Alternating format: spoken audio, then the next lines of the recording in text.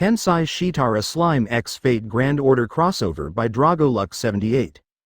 Anyways, how can I help, if not watch humanity? Asked Rimuru after calming down. Zelrech smiled. He then showed the group the pack of cards he was holding. Each card had a humanoid shape, with either a bow, a sword, a lance, a cloak. There were many others. By becoming servants, of course, you can make a contract with the world to aid them in battle, while posing as servants. You can be summoned to that organization, though it is not guaranteed. What's more, as servants, you must obey your master, or if not, they have 3 command spells to force you to do so. Running out of command spells means the contract is over. Sadly, I believe that each of your strengths surpass the limit of these cards. Rimuru thought for a moment. He could probably break out of that contract with Ciel's help, but he didn't want to risk Shizu. Veldora had been controlled before, but it's not like he would be getting bossed around, and push comes to shove, he could teleport Veldora through the soul corridor between them and forcefully shut down that contract. Veldora could endure that. He wasn't sure Shizu could though. Well, perhaps she could, but it would be her first time, and Rimuru preferred to not risk it.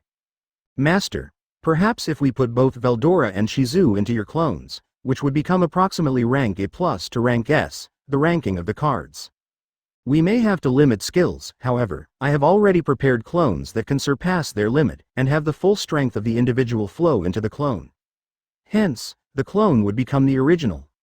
In other words, push comes to shove, the limiter on the clone can be removed without destroying the clone, allowing the person controlling the clone to use their full strength. WHAAAT, thought Rimuru. Don't go dropping bombshells like that. Though it does serve our purpose.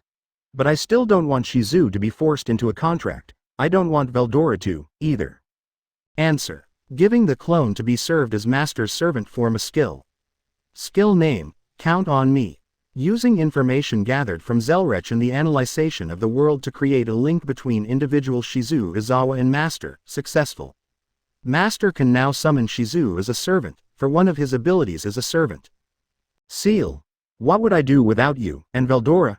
Push comes to shove, he can go berserk at full power, which would be enough to break any force that is attempting to keep him restrained. Ah, I see, thanks. Rimuru then created 3 clones of himself. Shizu and Veldora immediately understood, while Zelrech stood by. This could work, said Zelrech. A few hours went by. Done, stated Rimuru. His servant was that of the foreigner class, and was categorized as an arts supporter attacker, but he did have some buster moves. It had the skills Great Sage, which would grant him massive amounts of stackable buffs, Count on Me, which basically made him a master for Shizu. Finally, there was Menace, which would debuff all enemies by a lot. Yes, his servant was based on his original self before he was a demon lord. Of course, he had his human form already, and yes, his servant version was OP by Zelrech's standards, but this was only stage 1. Zelrech had stated that there were 4 stages for a servant to grow, and he was happy to see what would happen. Oh, and he had a few passives: complete heat resistance, any attack related to fire damage 95% damage reduction, and passive regeneration, 750 HP TURN, and 2 noble phantasms, but that was for later. Veldora was a berserker class. His 3 skills were Dragon Form, which transforms him into his dragon form, with higher defense and attack, but more mana usage. It also only lasted 8 turns. His second ability was Dragonic Hockey, which would debuff the enemy and paralyze them for 1 to 3 turns, depending on the enemy's luck level. Finally, his third ability was Veldora Killing Arts ATM, which he would make poses in his human form that would buff his attack, speed and defense. His noble phantasm was basically a gigantic beam of energy which would cause petrification and paralyzation for 2 turns no matter what, unless the enemy had invincibility. He was a buster attacker. Shizu was a saber-class servant. Another arts buster, like Rimuru. Her 3 skills were Degenerate, which gave her both offensive and defensive buffs, which could be swapped at will. Her mask was another one of her abilities, allowing her to hide her noble phantasm charge and crit stars, as well as her buffs from enemies. It also gave her an evasion buff, an attack buff and accuracy buff. Finally, her Flame Spirit Hockey, which did the same as his Menace, a wide variety of debuffs. Rimuru thought to himself, Yay. We did base these servants off of our past selves. Shizu has an ultimate skill now though, and is considered another true hero, so it would make more sense to say, true hero Haki, but we can wait until stage 4, right Seal? Yes master, all preparations are complete. Time to kick some ass. Hey. Where did you learn those words? Veldora isn't exactly quiet, master. Damn it Veldora. Master has also taught me many words as well, do you wish for me to? Stop, you. Well, at least I know Seal is becoming more and more human now. So, we are all done. What do we do now? I'll make sure that your summoning is a success, though it is understandable that you don't fully trust me, responded Zelrech. The decision was made. Rimuru, Veldora, and Shizu were all going to control their clones via Soul Corridor, while their main bodies would be within Rimuru's imaginary space. Veldora also decided to stay behind in his clone body, at least until it was determined that Rimuru had arrived safe and sound, before he would be summoned. As Rimuru shook Zelrech's hand, he asked a final question. You are not going to tell me about this master, will you? I think I already told you enough. Besides, telling you everything would take the fun out of it, would it not? Zelrech said with a smile. Cocky bastard, you remind me of a certain red-haired demon, retorted Rimuru. I'll take that as a compliment. Rimuru, Shizu and Veldora then returned to the imaginary space while Zelrech stood outside, pondering. Well, an outer god that protects humans and humanity, huh? I genuinely didn't know who would win if we got into a fight, and the two beside him also classify as outer deities. It seems that humans are still loved. He then stood up, created a portal with his jeweled sword, before walking away. He had already caused the summoning to happen, both of them. Albeit, Veldora and Rimuru may arrive at Chaldea at drastically different time intervals, since their master's summoning schedule is quite complicated. Ritsuka stood before the summoning circle. In his hands were 3 remaining quartz. He sighed. This is it. Hopefully I get at least one servant, I don't care who it is. He then placed the last pieces on the summoning circle before activating it. The summoning circle activated, but to their surprise, instead of glowing light blue, the lights were a mix of gold, platinum and black, as black lighting started to surround the area. An oppressive aura was then unleashed, an aura more powerful than anything they have ever felt before. All of their faces then paled, as Ritsuka backed away, while Mashu stood protectively in front of him.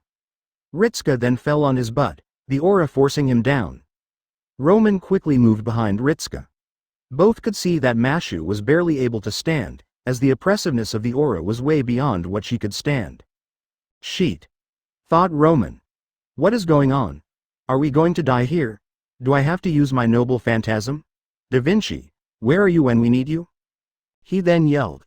Ritsuka, what did you do? I don't know. 2 other servants then arrived. One with a red spear and blue clothing.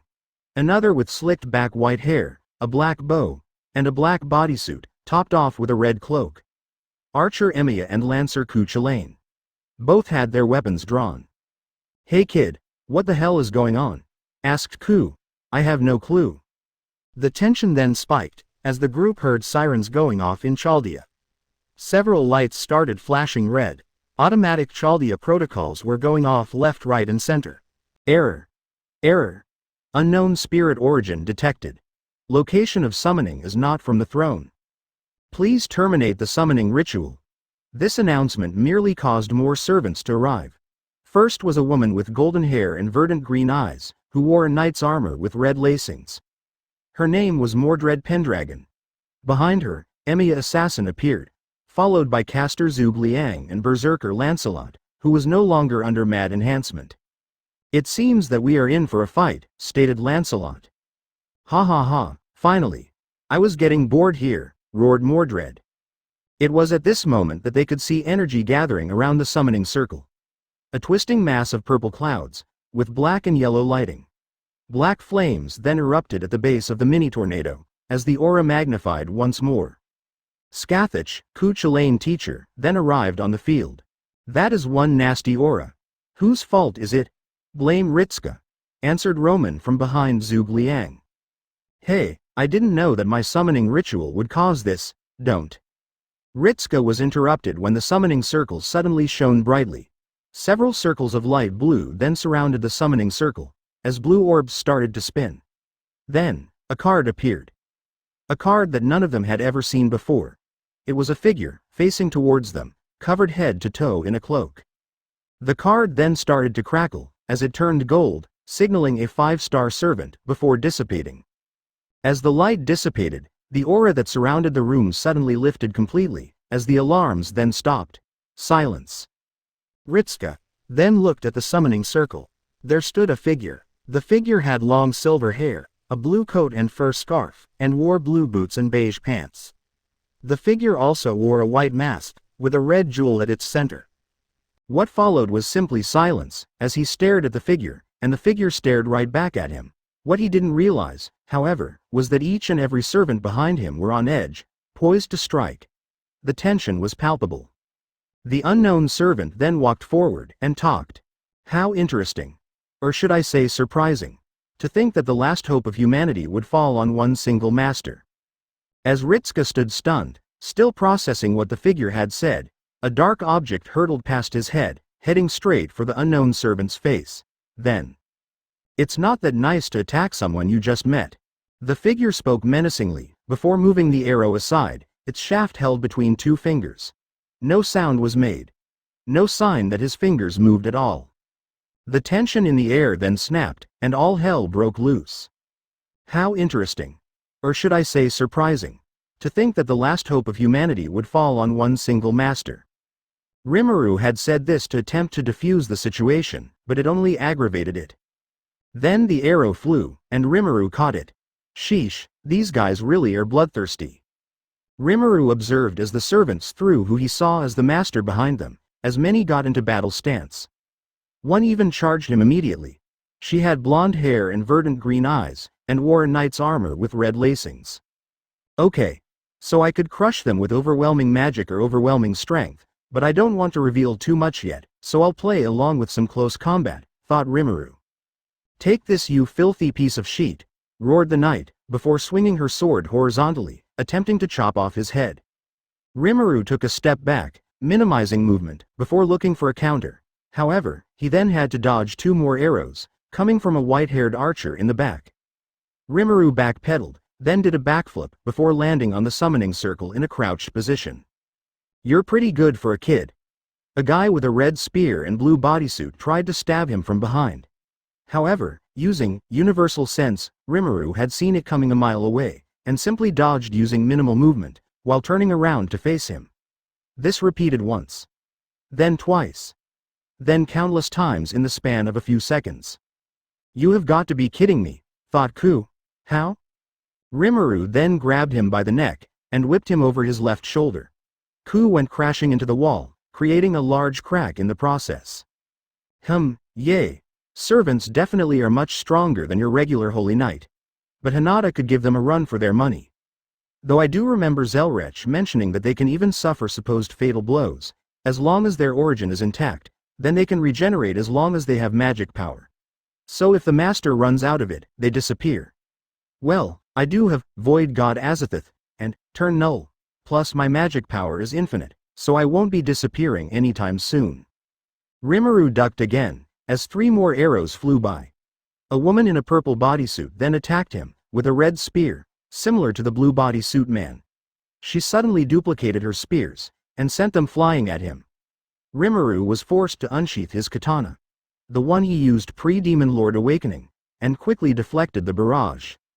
What followed was simply a pattern of attack and evasion. Servants would attack him, and he would use minimal movement to deflect or dodge the attacks. He would then counter with force. Rimuru was starting to get annoyed. These people continued to attack him, leaving no room for negotiations. He may have to reveal some cards. Tisk, are you guys really going to keep attacking me? He was met with a purple armored man with purple hair swinging a rather large sword at him. He dodged again. All right. Enough is enough. Time to play around a bit more seriously. Rimuru then quickly jumped, before wrapping his legs around the purple armored man's neck. What the get off, he said, as he tried to grab Rimuru with his left hand. Too slow, answered Rimuru, as he then used sticky steel thread to quickly tie up the man's arms together. Rimuru then had an idea, and quickly strengthened the threads with multiple layers, before using the threads to manipulate Lancelot like a puppet, all while sitting on his shoulders. "Oi, Lancelot, stop fooling around and get her off. I can't attack her if she's sitting on your shoulders," roared the yellow-haired red armor lacings girl. "Can't you see I'm trying, Mordred?" yelled Lancelot, as he was deflecting her blow, before roaring in pain as Rimuru twisted his arm the wrong way. "Ow! Hey, my left arm can't bend that way, you brat." Rimuru said nothing. Most of the servants stopped attacking him at this point. Rimuru thought that they could now negotiate. He thought wrong. "Lancelot, don't move," said the white-haired archer. "Oi, archer, don't kill me now," responded Lancelot. Archer didn't respond. He instead traced a peculiar sword that looked like a drill, before knocking it like an arrow. Altercation, he thought, as the sword thinned. "I am the bone of my sword." A red aura surrounded him, crackling like lightning, before suddenly turning blue. The sword that resembled a drill suddenly emitted a red light. "Hey Seal, that looks dangerous," thought Rimuru. Analysis complete. That is Chaldea, a sword which can create a twisting distortion in space when fired. "What? Hey, I'm dead. Master, have more confidence in yourself. It is twisting the space in front of you. You can control space. Who do you think is more powerful? Stop being a dunce." "Oh, well, okay, ouch Seal. That hurt." No response. It was at this moment that Archer and Lancelot's eyes met. Lancelot immediately understood what Archer was about to do. Khalid Bulb. The twisting sword arrow was fired towards Rimuru from less than 15 meters away. Its destructive power was incredible. At the same time, Lancelot threw himself towards the ground, getting out of the way of the arrow's destructive path. "Well, that's a nice plan," thought Rimuru, as he released Lancelot from the threads and jumped off his shoulders. Rimuru then secretly manipulated the twisting space caused by Khalid Bulb using Void God Azathoth, causing its force to reduce significantly. He then deflected the arrow without much effort, allowing it to fly past him. How? Khalid Bulb is a broken phantasm that twists space itself. It shouldn't be that easy to deflect even with magecraft. Archer thought, all the while knocking another. Does she have a noble phantasm that lets her interfere with space? Does she not need chance? What other abilities does she have? How many? Many of the servants started to observe Rimuru, now unsure of what to do. However, one reckless knight decided to go all in. That knight was, of course, Mordred. "Ha ha ha ha. You're pretty good," she yelled while smirking. "However, your time is up. I'll show you what true power looks like." Mordred then raised her sword above her head. A crackling red aura surrounded her, as she powered up her sword. "I'll say this not as a king, but as a loyal knight. Anything to disturb the king's peace will be crushed." Her sword was enveloped in red crackling energy, before shooting towards the roof of the building. Behind her, a large column of energy appeared. "Take this." Clarent blood. Suddenly, Rimuru appeared right in front of her. His left hand firmly grabbed the pommel of her sword, pushing it upwards. The other was drawn to his side, in preparation for a punch. "Do you really think I'm going to give you a chance to launch your attack? You are wide open, after all." "Sheet," thought Mordred. Rimuru then punched her square in the abdomen, sending her flying into the wall behind them, creating a large crater in the wall. The resulting shockwave of the punch was enough to send several of Archer Emiya's arrows off course, while others were forced to shield their faces with their arms. "Mordred!" yelled Gareth, who had just arrived. Mordred did not respond, instead groaning in pain, right before she threw a coughing fit. She was immediately examined by Da Vinci, who had arrived as well. "Not fatal, but she's going to be out of commission for this fight," murmured Da Vinci. Many of the servants were shocked. Not only did he manhandle Mordred, one of the more powerful servants at Ritzka's disposal, but none of them even saw Rimuru sheath his sword. However, the sword was definitely in its sheath, and it was done before Rimuru punched Mordred. Rimuru eyed the entrance of the room. More servants had started to arrive. Tisk. Looks like I scared them for now, but as more and more servants arrive, the less chance I will have for a successful negotiation, he thought. Sheesh, why did they have to attack me in the first place? No matter, Seal, what should I do? Perhaps it would be wise to call on Shizu. More people on your side means more allies, which can influence bargaining power. Nice idea, Seal. I completely forgot I could call Shizu. Rimuru then turned to the group that was surrounding their master, before raising his right hand in the air, the back of his hand facing the group. As he did this, a list of words appeared in Rimuru's mind. Seal quickly told him to say them out loud, to summon Shizu. Rimuru obliged. Let heat and light guide thy path. As Rimuru started to chant, many of the servants flinched. However, none moved to intervene, as another oppressive aura, different from the one that had once dissipated, was unleashed. This aura was warm, like the sun, but was also similar to uncontrolled burning flames. Archer immediately had flashbacks to what happened at Fuyuki. He grimaced, thinking it would be a fire-based attack. He couldn't be more wrong. Let warmth and kindness dispose of wrath. Once these words were said, a summoning circle, not too different from the one behind Rimuru, appeared. Instead of flashing blue, however, it flashed a mixture of orange and red, as the temperature in the room skyrocketed. Let the eternal flame protect thyself. The energy swirled around the newly formed summoning circle. However, what happened next drew everyone's attention. On the back of Rimuru's hand, flashing red markings had appeared. A pattern similar to his mask, with a dot in the middle, appeared. It was then surrounded by a pattern of lighting, then by a simple circle. These were red command spells, the indication of a master. Impossible! Yelled Da Vinci, her eyes bulging. A servant acting as a master? Ridiculous! Many agreed. It was an absurdity that had never been heard of, to any of them. Through the Grail perhaps, but never without it. And yet, it was happening, right in front of them. Servant Saber, heed my call, come forth, conqueror of flames. Servant Saber, heed my call, come forth, conqueror of flames. Seal, that was embarrassing. Master, you need to learn when to act badass, it's to give yourself a good reputation. Yay, but, anyways, that was a nice chant, did you come up with that? I analyzed the entirety of this world, Master. All I did was come up with a chant that would fit Shizu's character. As expected of Seal-sensei, you sound more smug than usual. It is just your imagination. While Rimuru was in this little back and forth with Seal, a figure emerged from the light of the new summoning circle. The Conqueror of Flames. Raven black hair, a mask exactly the same as Rimuru. The servants in the room quickly put their guards up. The action of summoning a servant in the midst of battle is not unheard of, but the fact that it was done so by another servant quickly makes this whole event absurd. Rimuru then put his hand down, before placing his hand on his waist. After a few moments of waiting, Rimuru then spoke. I am going to assume that none of you have seen a servant summon another servant. I will consider telling you how I did this, and about myself, on one condition. Some servants eyed him suspiciously, others, especially Da Vinci, were more curious about his proposal. It was at this moment that another servant spoke up.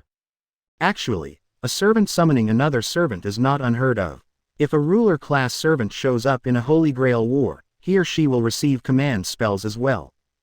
Rimuru turned to the servant that spoke. He saw a woman with a sizable bust, long blonde hair tied in a braid, amethyst-colored eyes, a navy blue battle dress with pieces of armor covering her arms, legs and abdomen. She even wore a distinct armored headpiece, shaped like an M. Said servant flinched slightly as both Shizu and Rimuru turned their faces towards her. However, she then stared at them defiantly.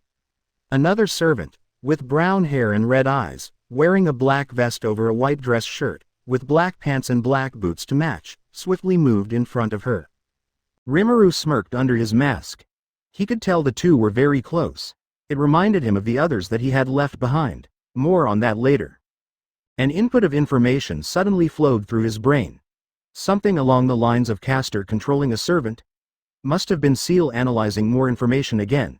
However, he could use this information to his advantage. Right you are, said Rimuru. Ruler-class servants are there to observe the Holy Grail War, after all. Other servants, such as Caster Medea, I believe, can use their noble phantasm to break contracts between masters and servants, and steal said contract. However, if I said that my intrinsic skill allowed me to summon a servant, would you agree to my terms? Quote, thank you so much for the information, Seal. There is no problem, Master. Both Ritsuka and Romani stood shell-shocked. A servant with skills that allowed for the summoning of other servants. As far as they could tell, it was not the unknown servant's noble phantasm, as noble phantasms usually reflected the soul of the user, and usually were a dead giveaway of the identity of the servant. Summoning another servant, however, did not really give them a clue on this servant's identity. Caster Medea, who just entered the room, suddenly grew wary. As far as she was concerned, she had never met nor fought this unknown servant. The question in her head was, how on earth does she know my noble phantasm? Da Vinci was flabbergasted. This unknown servant had so much knowledge, and stated it as if it was common sense, which it wasn't. Not every servant knew another's noble phantasm. At least she learned something new today, but it wasn't every day that a source of information willingly came to visit her. As Da Vinci grew more and more tempted to strike a deal with the unknown servant, another servant, one which was punted into the wall earlier, stood back up. "You sure did a number on me, kid," said Lancer-class servant Chaldaea. "As for your deal, I will consider it, on one condition. If you can survive a strike from my noble phantasm, you win. If not, I win. Deal?" "Sure, deal," said Rimuru. Many servants winced as Rimuru accepted the deal. Rimuru, however, did not notice, instead motioning for Shizu to move out of the way. "Are you sure, foreigner?" asked Shizu, nearly blurting out Rimuru's real name. "It will be fine, relax," Rimuru answered, while Shizu was getting scolded by Seal telepathically for almost revealing Rimuru's identity. Ritsuka and the others were processing the new information. The summoned servant called the summoner foreigner. In other words, the servant's class was foreigner. That doesn't make any sense. There is no such thing as a foreigner class servant, is there? Said Romani, unconsciously voicing his inner thoughts. Rimuru easily answered him. "I will explain, should you accept my offer, which was an explanation of everything I know, under one condition." Seeing how that blue lancer decided to offer his own challenge, however, it seems like we will have to wait until I win. Rimuru then faced Ku, preparing for a strike of the spear. Ku, however, instead prepared himself, backing up to around 100 meters, before crouching low to the ground, similar to that of a runner before a race. He then smirked, before taking off, running at full speed towards Rimuru. "He's really fast," thought Rimuru. He may rival Apido at full speed, at least, prior to her evolution after Zijin became a true awakened demon lord. Of course, she's still not as strong as Hinata, since Hinata is now a fully evolved saint. I guess I underestimated this guy. The distance closed. 90 meters, 60 meters. 55 meters, suddenly, at 50 meters, Ku stopped, causing his feet to dig into the ground. Tiles on the ground crumbled and gave way as he screeched to a halt. As soon as he stopped, he then jumped backwards, the right arm holding his spear winding back behind his head, preparing for a javelin throw. His left arm pointed forwards, gauging distance between him and his target. The red spear emitted a crimson aura, all condensing around the tip of the spear. The flow of red aura could be seen in the air, flowing into and behind Ku, like the tip of the spear itself was pushing the aura in one direction. Energy built up within the tip of the spear. Its explosive power was nothing to scoff at, rather, the energy built up in the spear could rival that of a mini black hole. "Guy. Bold," he roared. As the spear was thrown, the mana in the air was consumed by it. A path of destruction was left in its wake, as a red beam headed straight for Rimuru. Guy Bold, the spear of the Child of Light, the Hound of Ireland, Chaldaea. Obtained from his teacher Scathach, who currently stood behind him. The descendant of Gingnur, which was wielded by Odin himself, as well as Brionac, the lance of the Celtic god of light, Lu, who happened to also be Siyu's father. Once the spear's name has been called, it reverses the nature of causality, or cause and effect. In other words, it makes it so the cause of the lance being thrust causes the effect. Heart is pierced. This spear determines the opponent's fate simply through its use, and is always a fatal move that pierces the heart with one thrust. An attack on the destiny of the target. This spear was used for two techniques. The one used on Rimuru was the soaring spear that strikes with death. This was the largest and most powerful attack delivered by the spear. The attack that unleashes countless darts at the enemy. Spoken in legend. This attack converts all of Lancer's magical energy into raw energy, before releasing all accumulated power after the spear is thrown. The spear itself travels at a speed of Mach 2, and can travel to the other side of the earth. No matter how many times it is dodged, it will strike the enemy, the causality warping property of the technique. This was the true identity of the spear being thrown, which was now heading straight towards Rimuru. A cheat-like technique that would have ensured the death of anyone in front of him. This power, however, was all for naught. Sadly, those who wield ultimate skills can also reverse the nature of causality, as a wielder of an ultimate skill controls the law of nature as well. What's more, as a slime, Rimuru does not have a heart, essentially making this one-shot kill technique completely useless. In other words, to Rimuru, who can control time, space, the void, the cosmos, and create and destroy anything in existence, it was just a fast spear. The person in question, Rimuru, was completely unaware of this. As the spear flew towards him, Rimuru accelerated his thoughts by 1,000,000 times, easily watching the spear slow down as it approached him. He then quickly absorbed the energy surrounding the spear using Void God Azathoth in order to prevent further destruction, before plucking the red spear right out of the air. After he caught the spear, he tapped its tip twice on his other hand, before twirling it over his head. He then planted the tip of the spear into the ground, let go, and started to clap. Well, that was an amazing throw. Rimuru stated, however, since I have withstood your technique, can you now agree to my terms? Of course, I never really had the chance to state them in the first place. He then observed the group in front of him. To his shock, all of them had their mouths agape, staring at him as if he was some kind of monstrosity. The ones that were the most surprised were none other than Cuchulainn and his teacher Scathach, the one in purple with red spears. How the hell did you pull that off? Yelled Ku. Indeed, I would like to understand how in the world did you completely nullify the spear that warps causality, added Scathach. Warps causality? Asked Rimuru. Wait, so you didn't even realize? Asked Romani, his hair messed up as he stared straight at Rimuru. Meanwhile, Da Vinci was busy writing notes and theories in a notebook, muttering to herself, eyes glued to the paper. Hey Seal, what are they saying? Warps causality. To answer Master's question, the spear that they launched has the ability to manipulate cause and effect. In other words, once the spear is thrown and its name, Guy Bolg, is stated, the spear will make the cause, the spear was thrust, make the effect, the heart was pierced, true. In other words, the moment the technique is launched, the heart will be pierced no matter what. Oh wait, so I completely nullified his ace in the hole without even knowing its full capabilities. My question. Why did it not affect me? Is it because of you Seal, or because I have ultimate skills? The spear itself bends causality, however, those with ultimate skills also alter natural laws, so the spear itself is similar to that of an ultimate skill, except that it is much more limited, and based on the hero's legend. It can change should the hero's legend change in time. This time, however, my interference, along with the interference of your ultimate skills, was unnecessary, considering the fact that you have no heart. After all, you are a slime, Master. What's more, I protected your spirit origin just in case. The spirit origin is basically the core of a servant. Also, please stop comparing this dog to a Pito. A Pito can move at the speed of light, or even faster. This Lancer cannot compare.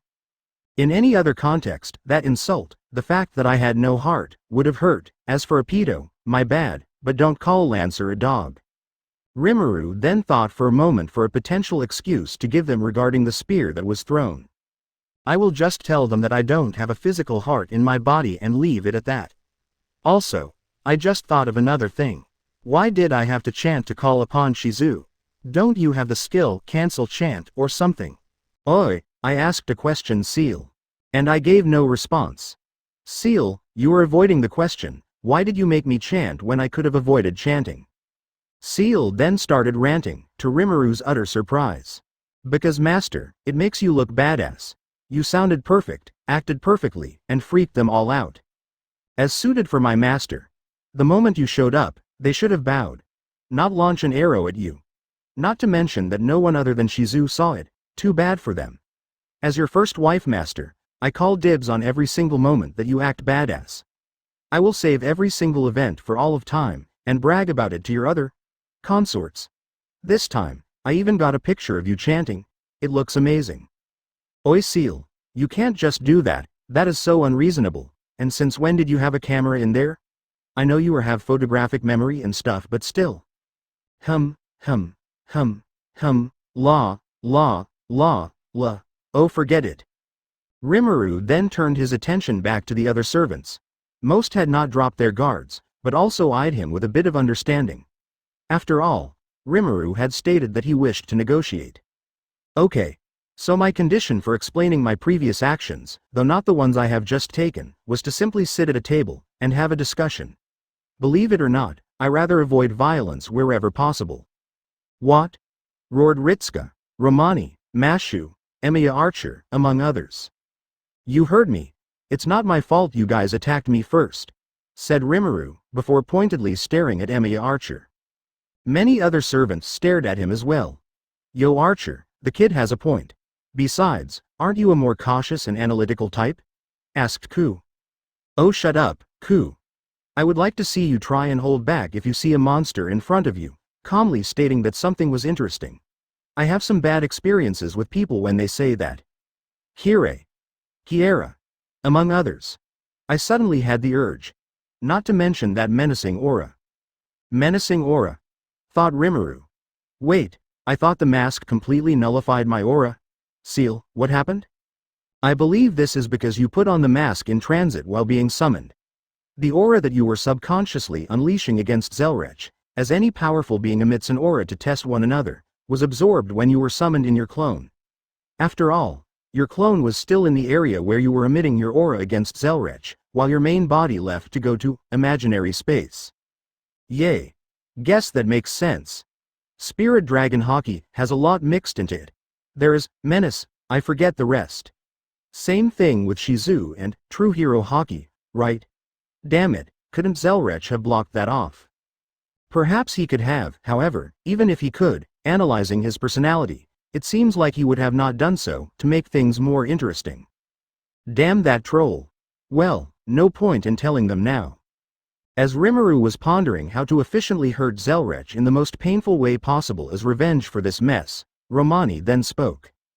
How about we all calm down and have a cup of tea or something, your treat, Archer. Then we can all talk about this fiasco. Would the honorable lady that caused this ruckus be willing to wait a while before starting discussions? Romani finished, addressing Rimuru. Rimuru sighed, before answering. I would like to get something clear with all of you. My servant class is foreigner. My sex is male. So stop addressing me as she or her. It's he or him. I am technically genderless, but I identify myself as male. Not to mention I could get a son, if only Seal let me. Denid. Ah. Huuuh, yelled the group in front of him.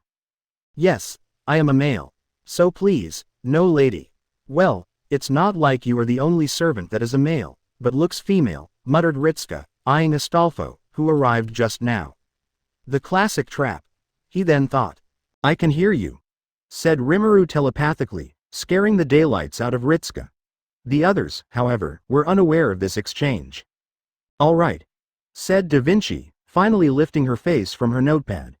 Let's prepare the treats, the drinks, the table, and meet in the cafeteria. I assume you want to limit the amount of servants that show up? Preferably yes, stated Rimuru. As such, the group then left the battered and broken summoning room, heading to the cafeteria. So this is Chaldea, thought Rimuru, as he moved his head left, right and center.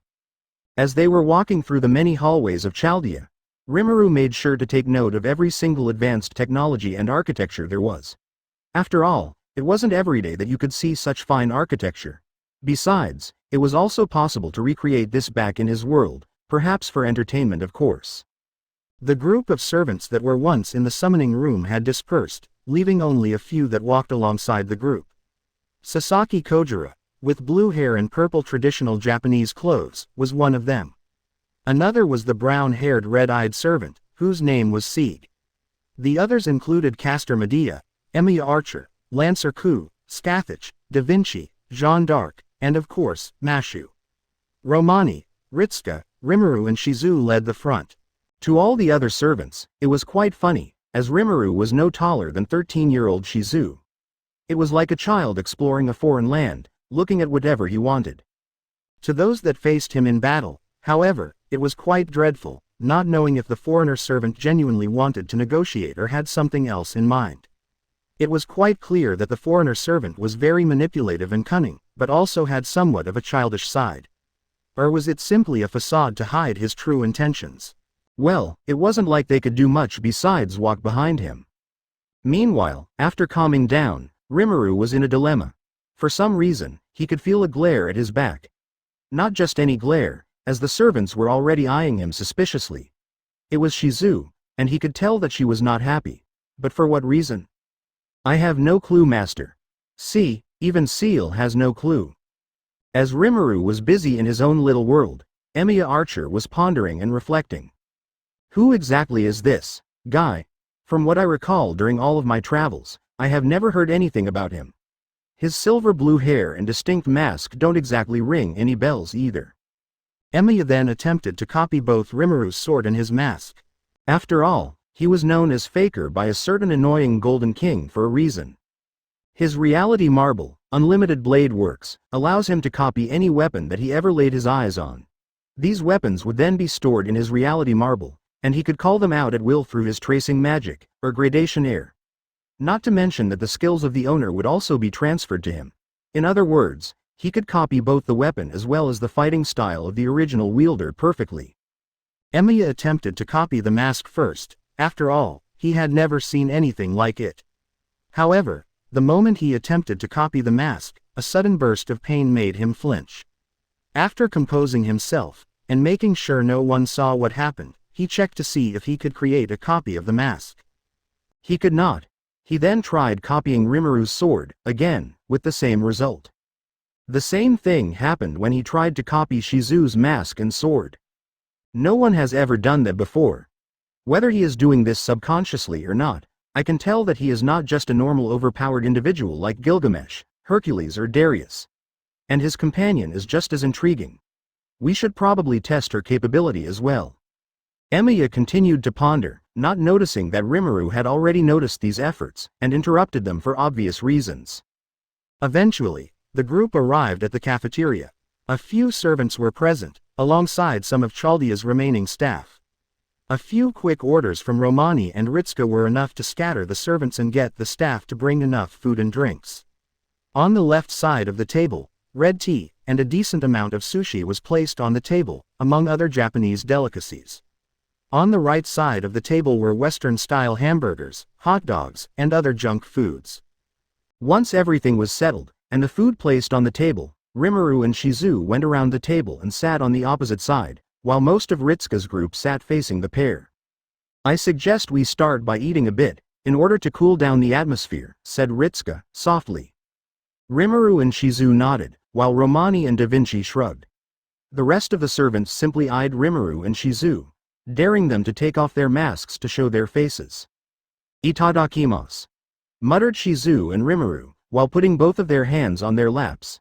This action, however, was not lost on Emiya.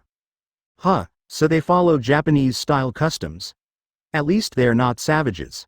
I will keep that in mind, thought Emiya, as he re-evaluated the pair subconsciously. Rimuru and Shizu then started to eat, by sucking the food straight through their masks.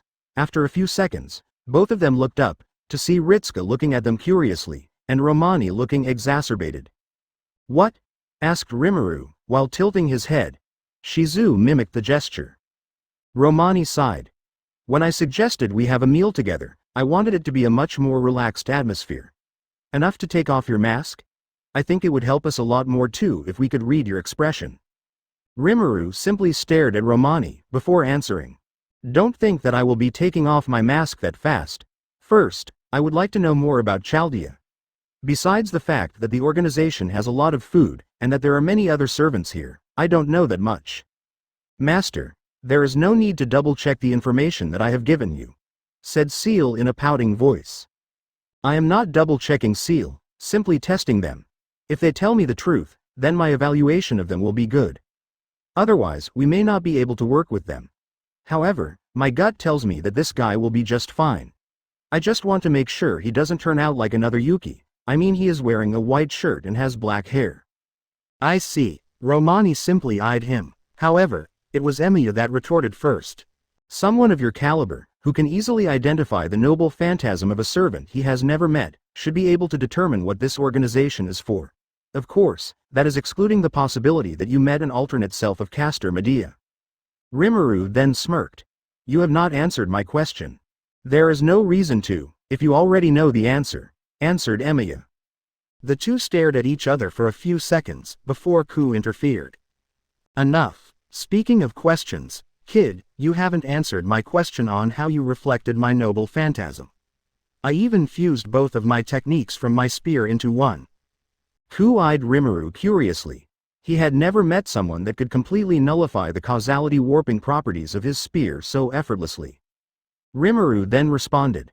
Fair enough, an answer for an answer, presuming that you used this meal to pay me back for the wonderful welcome I had into Chaldea.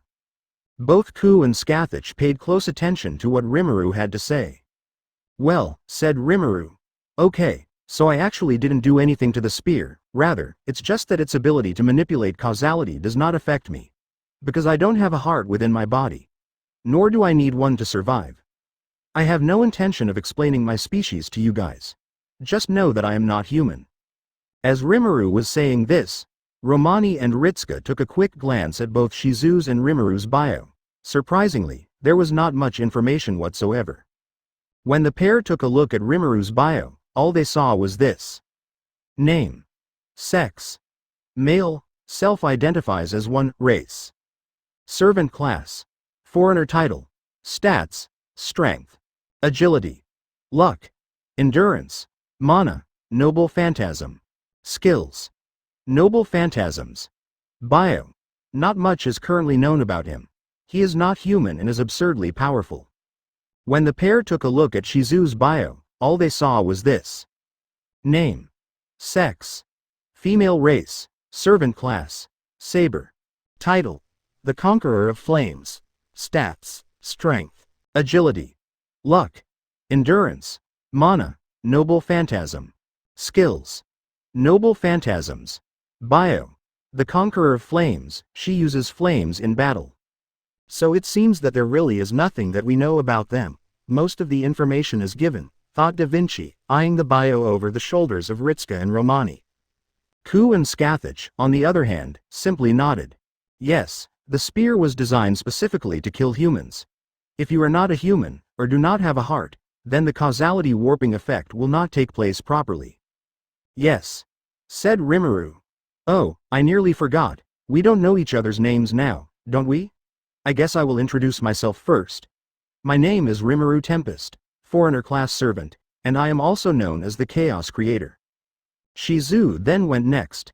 My name is Shizu Izawa, the Conqueror of Flames, and Saber class servant. I am also a close friend of Rimuru. The members of Chaldea quickly swallowed this information, before Ritsuka finally spoke up. Chaos Creator, huh? Well, you did cause a large amount of chaos when you arrived at Chaldea. Rimuru then started to laugh, surprising the group, save for Shizu, who simply rolled her eyes under her mask. Sheesh, is Shizu that mad at me? That is true, I did cause you all a large amount of commotion, though I would like to point out that it only escalated because you guys attacked me. Emiya grimaced. Of course they would put the blame on him. Ritsuka then interrupted. My name is Ritsuka Fujimaru, the current master of Chaldea. Beside me is Mashu Kirilite, a demi-servant, and Romani Arkaman, the current head and doctor of Chaldea. To my far left is Emiya Archer, the person who shot you, to his right is Scathach, and her student Ku Chalain. Medea is to my far right, to her left is Da Vinci, the inventor. Behind me is Sasaki Kojira, Jeanne d'Arc and Seed. As Ritsuka stated each of their names, the respective servants waved their hands. Rimuru waved back. All right, so to answer your question, Chaldea is an organization that was created with the goal to protect humanity. Recently, singularities have started to pop up, deviations in the history of mankind. These deviations, across multiple timelines and even different universes, cause great harm and risk the destruction of humanity. So it is the duty of Chaldean masters to summon servants and fix these deviations in history. Well, it is certainly a noble goal, but having only one master for all of this work is a bit ridiculous. At least, you are the only master I've met so far. Ritsuka looked down, while Mashu continued. You see, Rimuru, this topic is a really sensitive one. There were originally 48 master candidates in total, but everyone except for Ritsuka-senpai is out of commission. This is because of a traitor that caused the death of our director, Olga Marie Animosphere, as well as the incapacitation of all the other masters. This happened when ray-shifting, the method for transporting masters and demi-servants such as myself to the timeline we need to fix. However, it seems that just the souls have been transferred when the ray-shifting process was interrupted by blowing up the technology, so they are currently out of commission. Rimuru eyed both Mashu and Ritsuka. Both seemed inexperienced at first glance, but he could tell that they were veterans in the making. They had enough combat experience, but needed to work more on tactical decision-making, especially large-scale tactical decisions. Romani and Da Vinci were there to guide them through with tactical planning, but communication could be cut off. What's more, Rimuru immediately peered into the future of these two, and witnessed a large-scale battle being fought. They would have to improve, but then again, they were children. I see, apologies for asking then. Moving on, may I inquire about your companion? Asked Da Vinci. It seems that she is a full-fledged servant, despite being summoned by you, another servant. So, responded Rimuru. Generally, the act of a servant summoning another servant is impossible, though there are a few exceptions. However, in Medea's case, as you may already know, she summoned Sasaki Kojira here, but Sasaki was actually considered a pseudo-servant, and was not as strong as a fully-fledged one. Continued Da Vinci, as both Sasaki and Medea nodded in the background. Shizu, on the other hand, is a fully-fledged one, and seems to not be limited by the fact that she was summoned by another servant. Not to mention that you two also appear to know one another. Does that mean you two were familiar with each other in life? Rimuru smirked. Yes, we are familiar with one another in life. No point in correcting them on the fact that we are still alive. After all, I would rather keep Zelrech's actions a secret for now. Rimuru then continued. That being said, my ability, Count on Me, allows me to summon Shizu as my servant with command spells. This is because Shizu is a part of my legend or story, but I won't elaborate on my legend just yet. It's not like they will believe that I am a great demon lord who saved the world and befriended all the powerful beings in that world. As a slime. His answer was met with silence. Surprisingly, it was Emiya who spoke up first. Well, it would benefit us if we tested her strength in comparison to other servants. There is no problem, is there? Well, that was an eventful day, muttered Rimuru, Shizu following behind him. Now, to figure out why Shizu-san is so mad at me. Emiya Archer was sitting down in a chair in his own room, his hands massaging his temples. His brain went through all the information that he had gathered from Chaldea's newest servant, and it was painful. An otherworldly god. That we should never antagonize. How should I defeat this? By the root this is hard. Emiya was attempting to figure out a method to defeat Rimuru. So far, he could tell that Rimuru had space warping abilities, hence why Calidbald was deflected so easily. Space usually warped around that broken phantasm, but he did not see any of it when Rimuru deflected it to the side. He also knew that Rimuru had a counter to causality warping techniques. I do not trust his explanation on how he countered Lancer's noble phantasm, but I need to gather more information. On the off chance that he has truly crystallized evil, this world will be doomed. Not enough information to determine a set plan.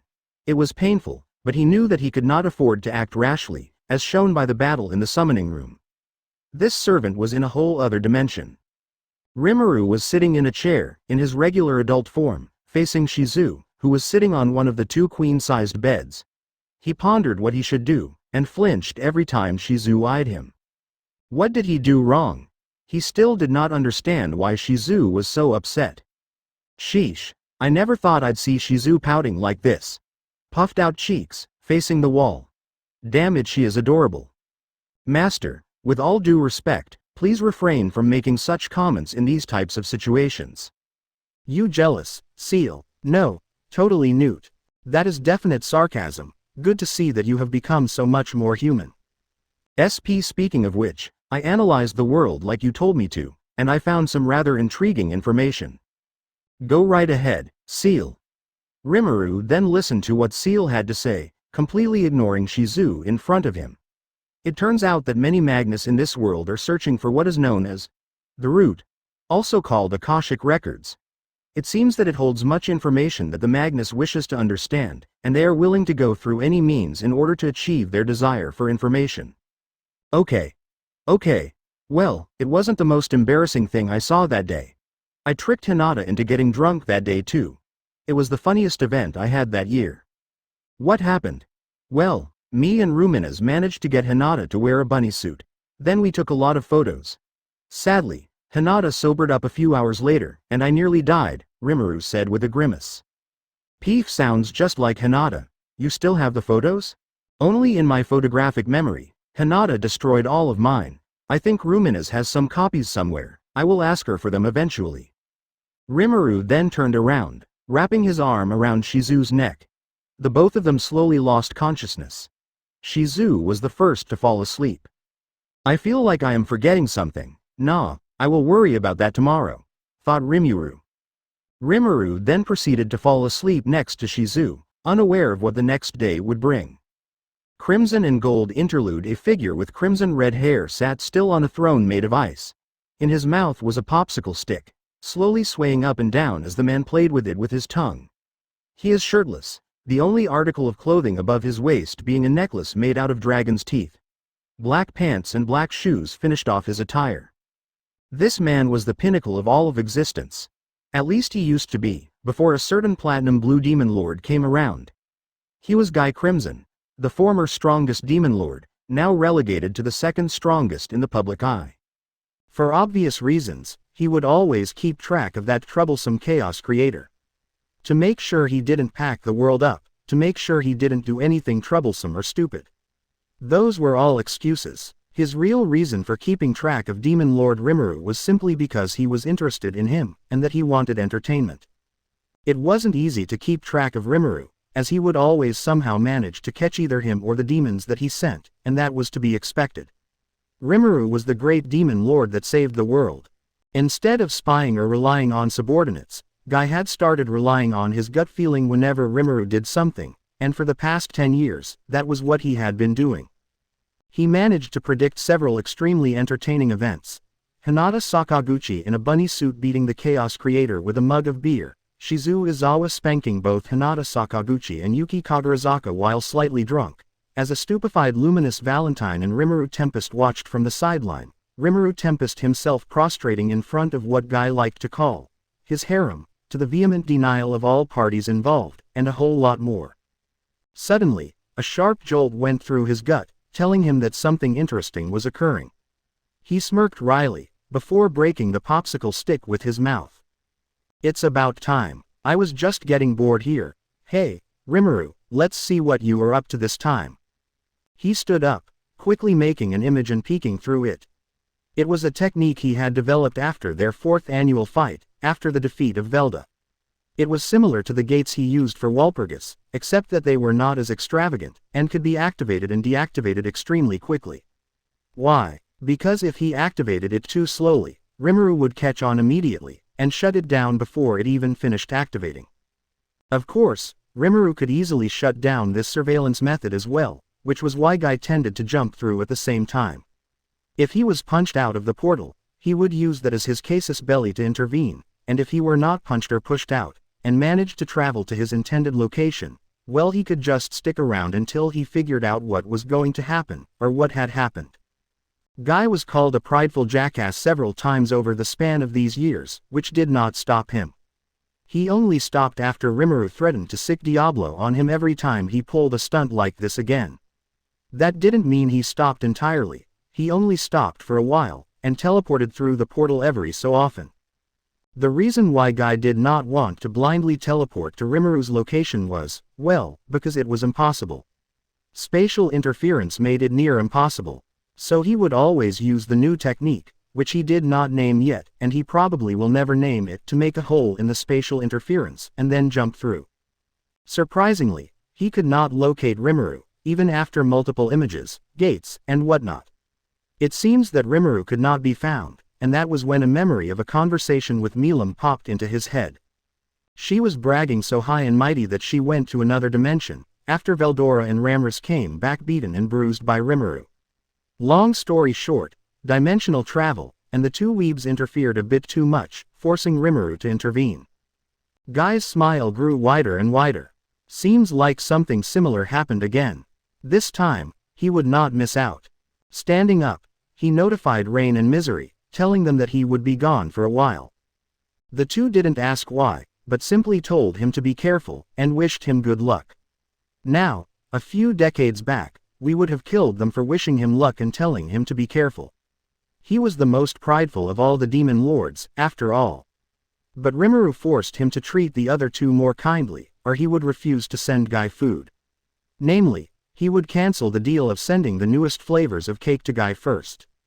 That and Rimuru threatened to visit him daily with Diablo. He then notified Velzard. To her, he explained everything, as she was his partner, and she also wished him good luck. He was about to head to Rimuru's domain, before pausing. A new idea suddenly sprung into his head. Yes, he would bring someone else with him. After all, Rimuru once said that the more the merrier, or something like that. Creating a gate, he stepped through, straight into a luxurious room. You still have not answered my question, Guy, said Velgrind, once the observers had left. Guy thought that something was interesting, and wanted to bring me along. Seems like Rimuru did something again, but it's bad timing. Guy, if you want me to go with you, then can that wait till next week? Said Masayuki. Guy raised his eyebrow. Seems like you are so much more confident when Velgrind is around, huh? Also, 1 week? He asked. How long do you plan to have fun in bed? The verbal jab got a much bigger reaction than he thought. Both Masayuki and Velgrind immediately turned a shade of crimson comparable to his hair. Masayuki glared at Guy, before smacking his face with his hand, then groaning in frustration.